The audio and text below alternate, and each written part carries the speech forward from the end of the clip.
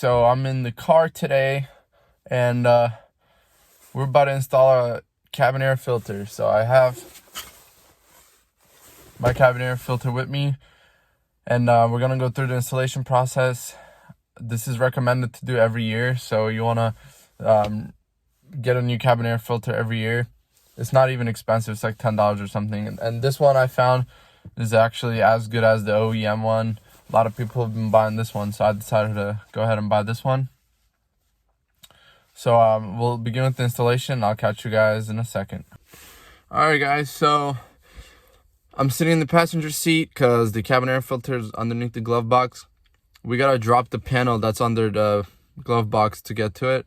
So it has 2 bolts. I'm gonna show you where they are right now. I'm gonna take you under. Alright, so we got one right there.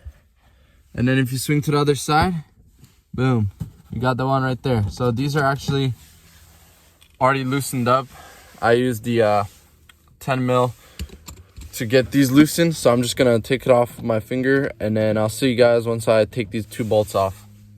Alright guys, so yeah, I dropped the whole panel, and there's a connection here that goes to the footwell charger right there, this one, and then there's a footwell lamp, so I gotta unplug this one right here.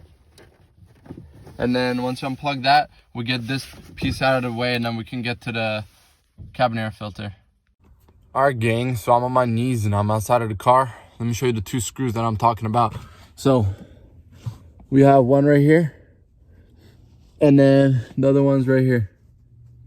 So it's like the U shape, that kind of like a half circle looking thing. That's what we're basically pulling out. I got the screws loose already. I'm gonna go ahead and pull it off real quick. Oh well, got that U piece off, and look at what's coming off. Let's get this disgusting, oh god, look at all the piece of crap that's falling off. I don't know. Oh god, I don't know if the previous owner took care of that. So we pulled it off like this, where the arrow is facing in. So I'm gonna line this up, arrow facing in, and we're gonna put it up into where we dropped the other one from. Okay, that took a little effort, but not. Yeah, once we put that up all the way, we're just gonna clip that back in, and then screw it on and reassemble everything. So let me go ahead and start. All right, so just make sure the screws aren't loose. Wiggle it around a little bit. It's nice and secure. And now I have the panel, so I'm gonna go ahead and show you guys how to put that back on real quick, and then we'll call it a day. Okay, so nice little POV. So what I'm gonna do, I have this one cable right here, and you plug this hoe in. All right, make sure that's nice and secure. Okay, that cable, that's good.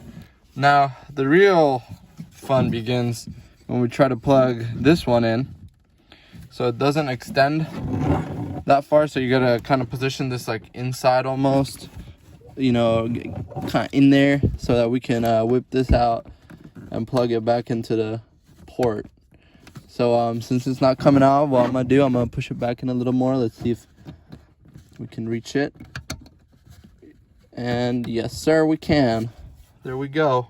So now I'm gonna push it back, line up these 2 clips. We're gonna line up these 2 clips. There's one there, one on the other side, that one, and then we're gonna click it into place. There's a little tab right here. Make sure that clicks into place.